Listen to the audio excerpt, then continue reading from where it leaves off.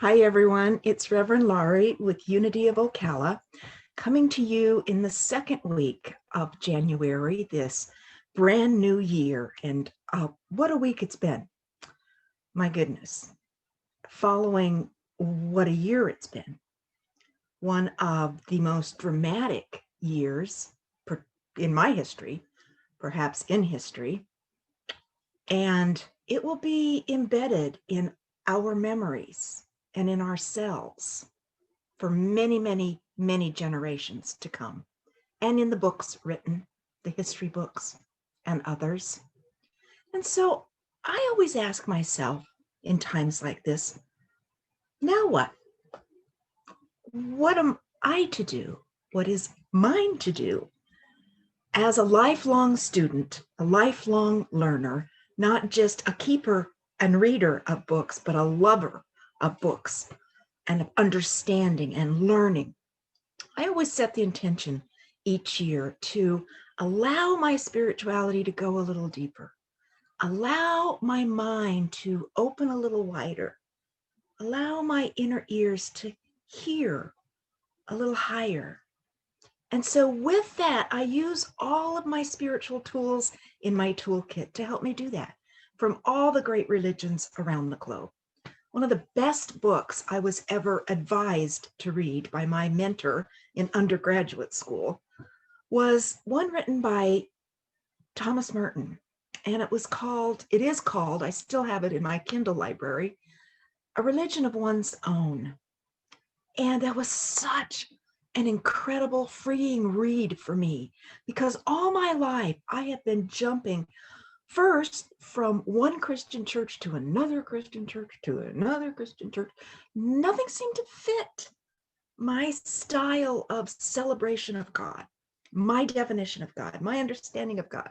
So then I went a little farther and became deeply steeped in the teachings of the Torah, especially the mystical teachings of the great teachings of Kabbalah and the Zohar, which is the mystery writings, the mystical writings, the spiritual writings of Torah by the great metaphysical teachers in the Jewish tradition. And then I started looking at Taoist mysticism and Buddhist mysticism and all of those other religions, Hindu mysticism. I found that the mystical branches of all of these religions, including Christianity, go beyond the bounds of tenets and credo and dogma of the church. Many of these philosophies predate the actual concepts of the temples and the gathering of community. They came before the laws were written and had just the essence of that spiritual understanding of the divine creator. And mystics in more modern times have taken those teachings and even elevated them more. What I have found with all of those religions that I studied, no matter how ancient and how modern, from Islam and Sufism through the Jewish realm, all the way around the world, I have found that the mystical branches of those religions are so much of the same accord. They have the same teachings, the same understanding. They are loftier than the confines of a church. And those are the ones I'm drawn to. And then I like to apply them practically to the teachings of today and help us, my students, elevate above the fray of what's going on. Because we're always reminded by the mystics that the answer always lies in the question. I like to think of, especially January, that starts out our month on a foundation of stone and not sand, faith, the power of faith. I like to explore every day in January and find the trappings of faith and of God. You know, Jesus used the Aramaic word slotha for prayer when he taught his disciples what prayer is. He told them it is slotha, and slotha is the name for a snare or a trap in which hunters would trap small animals and small game. And he equated this to prayer. He understood that being able to somehow trap and hold God and God's thoughts and God's energy was his prayer. And I love that terminology. I love that understanding and that definition, because I find that if I'm looking for the trappings of faith, the trappings of evidence of God, I hear God, I see God, I feel God. The more I do this, the more understanding I have of that spiritual aspect. So that's what we're going to do in January. We're going to look for the trappings of God. And today we're going to talk a little bit about how to discover those trappings. I've got an extraordinary mini essay. I call it an essay because it's so deep and well thought out, by Helen Keller, about this way to discover those trappings of God. But I want to show you just a little bit about what we're going to be studying this year. Kabbalah probably opened my eyes up to the Bible more than anything. The incredible metaphysical understanding of Torah, of the book of the Jewish prophets, those first 5 Old Testament books. I actually have the entire set of the Zohar, which is the Kabbalah book. I have the whole set. This is one of 25 books that explain that metaphysical interpretation of the Old Testament. And it's a huge read because there's 25 of these. We're not going to be going over all of that. But the essence of what each of those books contain and the depth of wisdom and knowledge that those ancient Kabbalists, including Jesus, had. If you read through Isaiah and then read through the Gospels, particularly some of Peter's epistles, you will see Jesus's understanding of the Torah through Kabbalah interpretation. That's how ancient that understanding is, because he is able to grasp words from Isaiah and understandings and layers of meaning and then express them in a more modern time. And isn't that what we're about as spiritual teachers?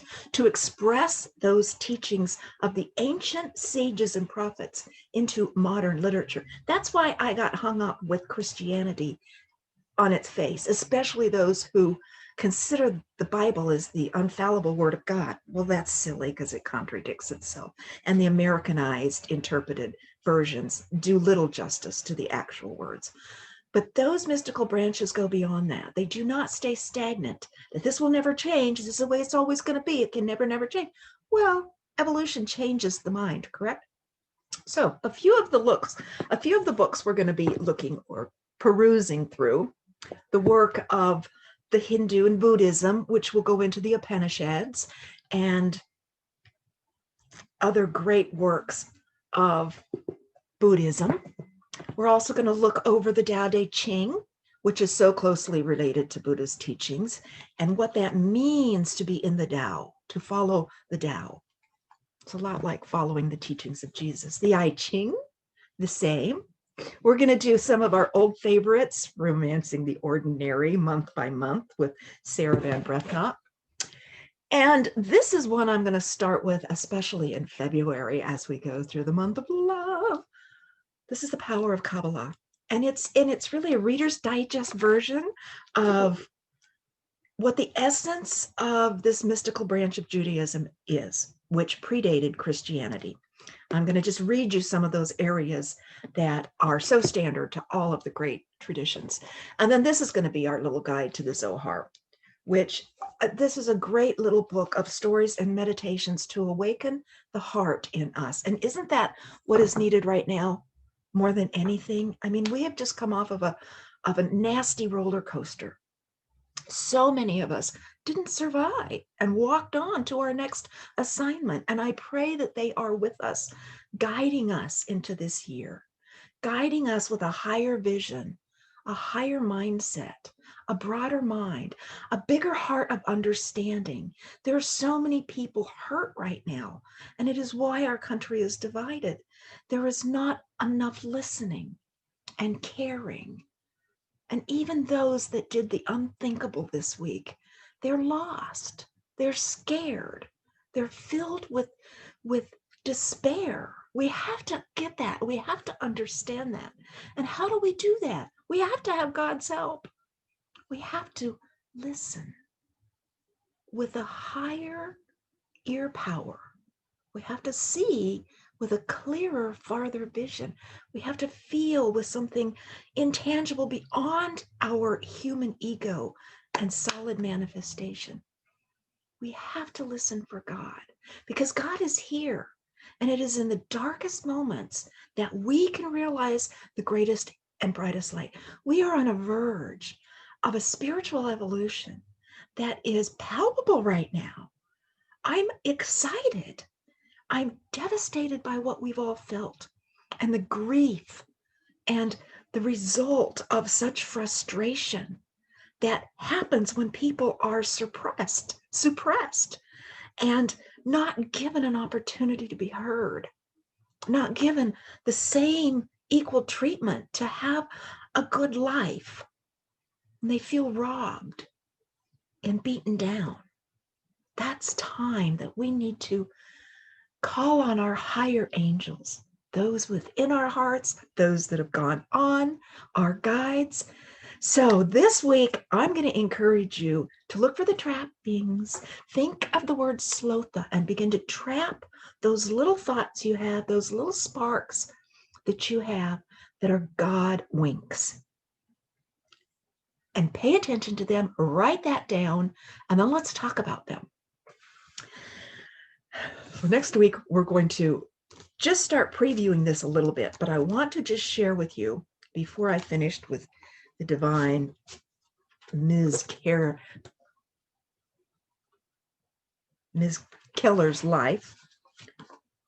These are the Kabbalah's 13 rules of the game of life, the game that we've all been thrown into to play together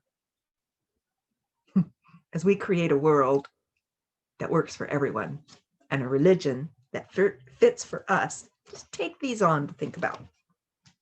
These are the 13 rules of the game. We're going to tear each one of these apart in the coming months. Number 1, see if this sounds like the 4 Agreements by Don Miguel. Don't believe a word you read. Test drive the lessons.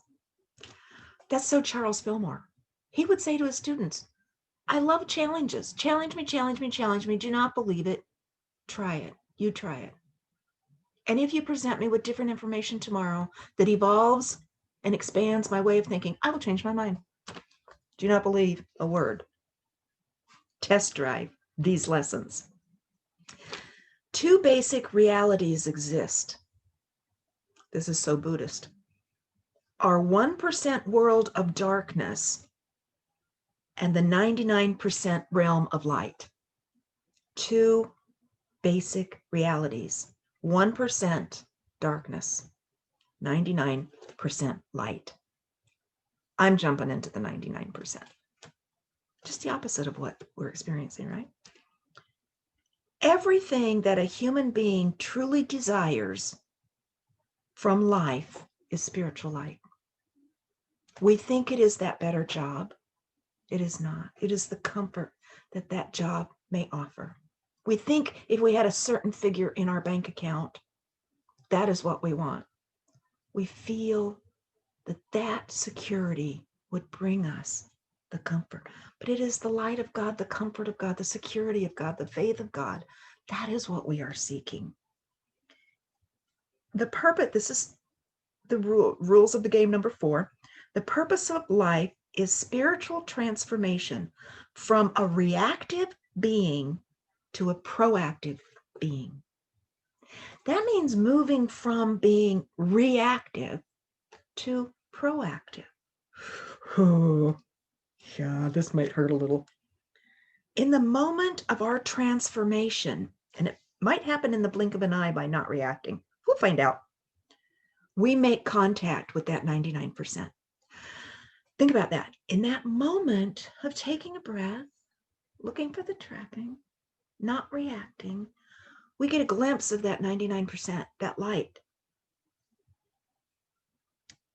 6th rule, never, and that means never, lay blame on other people or external events. Oh my goodness. Are you ready to buckle up? Never, ever place blame. Oh, this is going to be fun. I want to hear from you guys. Rule 7, resisting our reactive impulses creates lasting light. No more little zaps. The more we resist the urge to react with our ego impulse, the longer lasting those moments of light are. If you ever recognized those teachings of Jesus and how he was never swayed by praise or persecution, on the cross being killed, he forgave. Not by the sword. He died with a sword in his side, not in his hand. He was not swayed. He was that fully immersed in the light. Rule 8, reactive behavior creates intense sparks of light, but eventually leaves darkness to its wake. You know what this means. Sometimes when we lash back at something so wrong, we get our justification by putting them in their place. And that spark feels like light and power and glory. But it plummets us into the darkness. Eventually that light fades. Y'all know what I'm talking about. Rule 9, obstacles. Obstacles are our opportunity to connect. Oh, you no longer have to say, but why me? Oh, I'm being given an opportunity to be shown great light that may sustain me the rest of my human experience. Oh. Rule 10, the greater the obstacle, the greater the potential light. Oh, I need to read that again for me. The greater the obstacle, the greater the potential of light, the greater the light. Well, we've just all been hit with some pretty great obstacles. I can't wait to start finding the trappings of faith. Slotha, I'm ready. Rule 11, when challenges appear overwhelming, inject certainty. Ooh, inject the vaccine of certainty. The light is always there. That's where our faith comes in. That's why January is so important, to instill those seeds of faith in that solid ground at the beginning of the year. Inject certainty. I love this, number 12. The true internal change is created through the DNA power of the Hebrew letters. You know, the mystic branches of Judaism, and not just the mystical branches, all branches of Judaism teach that each letter of the Jewish alphabet holds tremendous power. And the way they are organized in a frame holds the power when we speak them. Yahweh, Yahweh is not just God, Yahweh. It is the power of God, the movement of God, the spirit of God. We breathe that power in, and it is only fully light forced when we release it out. We are the force of God when we work God out, not just when we take it in. Those words have power, and we are going to learn some pretty powerful phrases and Hebrew letters that you can meditate on, that you can speak, that you can use in your prayers and use in your healing. And 13, all of the negative traits that you spot in others, hang on, are merely a reflection of your own negative traits. Only by fixing yourself can you change others. Oh, we know that. The golden rule.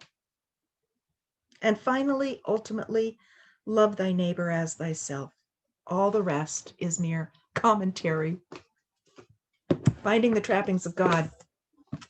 Dear Helen Keller, I can't think of anyone's life who was more filled with obstacles, and how she was able to turn her life into an emblem of light, divinity, and awesomeness. And these are her words. And this, my friends, is how we find the trappings of faith, the specks of God, hidden as treasures everywhere around us. Instructions by Helen Keller. Use your eyes as if tomorrow you would be stricken blind. Hear the music of voices, the song of the bird, the mighty strains of an orchestra, as if you would be stricken deaf tomorrow. Touch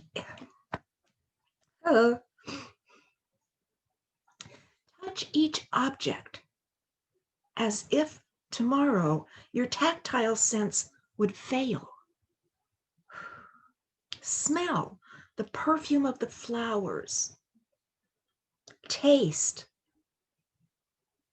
with relish each morsel, as if tomorrow you could never smell or taste again. Make the most, I get tears in my eyes and can't read my words. Make the most of every sense glory in all the facets of pleasure and beauty which the world reveals to you. Oh, so this week we see as if we will never see again. We hear as if we may never hear again. We taste and smell and touch as if we will never be able to. Let's have a glorious week and look for God in all of this, because we can't wait to see what God's going to rise out of the ashes of this. I love you. God loves you. We'll see you Sunday. Get ready to plant your seeds of faith.